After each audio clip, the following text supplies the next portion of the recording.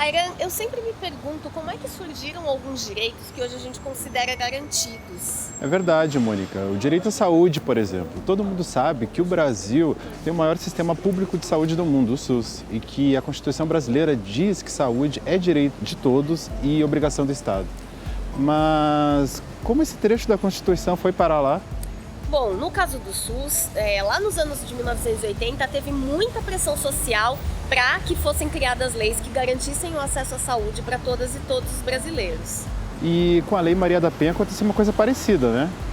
Foi isso mesmo. A Lei da Maria da Penha, que é a lei que combate as violências contra as mulheres, foi assinada lá no ano de 2006 pelo então presidente Luiz Inácio Lula da Silva, mas ela é resultado de anos e anos anteriores de mobilização e de luta dos movimentos feministas. A Lei Maria da Penha e o SUS são resultados da luta por direitos da sociedade civil organizada. Mas espera um pouco. Quando a gente está falando de sociedade civil organizada, a gente está falando de quem exatamente? Que bom que você perguntou.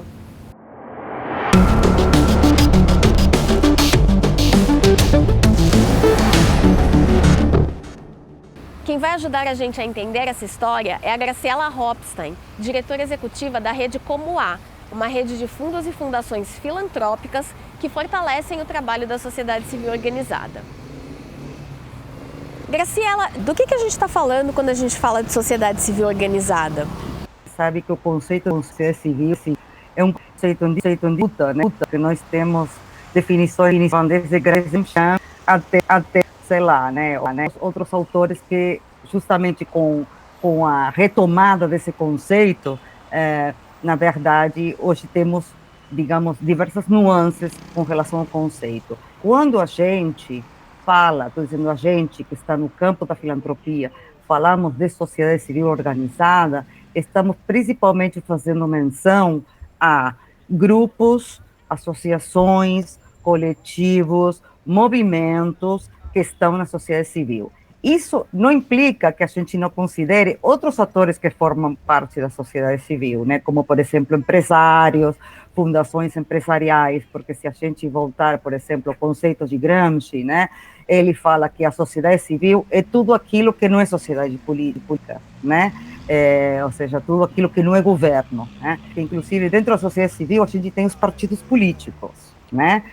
Então, isso também é uma questão, ou seja, a sociedade civil é um campo tão amplo e diversificado que a gente, de alguma forma, tem que qualificar ele para mostrar como que, de alguma forma, a filantropia se conecta com alguns setores específicos da sociedade civil. Então você está falando daqueles grupos que lutam para conquistar direitos. Na verdade, direitos no sentido mais amplo do termo, né? A gente, quando está aqui no campo da filantropia, porque são direitos humanos, mas são direitos de cidadania, são direitos culturais, direitos sociais, direitos políticos, né? Direito ao viver, né? Direitos a ter uma vida, né? Então, a gente tem, quando falamos do campo de direitos, é um campo muito amplo, né? Direitos econômicos também entram, né? Mas sempre com essa pegada de acesso e garantias de direitos. Então, democracia não existe sem sociedade civil organizada, certo? No caso do Brasil, na verdade, é um fenômeno muito interessante, porque as organizações da sociedade civil foram atores absolutamente estratégicos para o processo de democratização, né?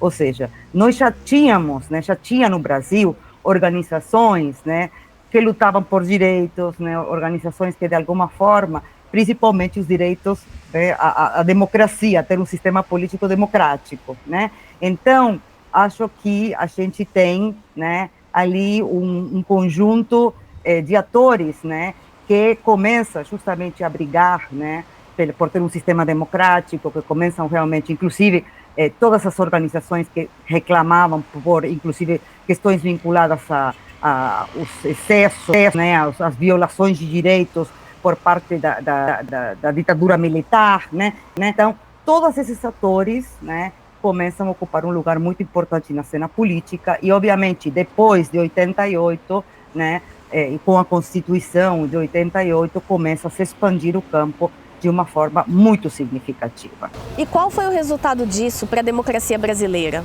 Sem as lutas travadas pela sociedade civil, a gente não teria grandes leis que foram realmente transformadoras, né?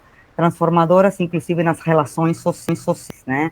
Especialmente quando a gente pensa em organizações vinculadas à sociedade, organizações vinculadas a direitos LGBTQ+, né? A gente hoje tem a criminalização da homofobia, isso tem a ver com a luta da sociedade civil, né? Não é o poder que deu a concessão desse direito, é produto das lutas, a mesma coisa da criminalização do racismo, né, ou de comentários racistas, isso tem a ver com a conquista do movimento, né? A Lei Maria da Penha também é um exemplo muito significativo, né, que na verdade foi por causa da luta de mulheres, que a gente tem uma penal, né, a violência doméstica e outro tipo de violência, inclusive os aspectos socioambientais, né, tudo isso está absolutamente ligado ao movimento, né, ao movimento e organizações da sociedade civil que conseguem de alguma forma, emplacar essas pautas e fazem com que essas demandas cheguem a espaços governamentais, né, e haja uma negociação para o reconhecimento desses direitos.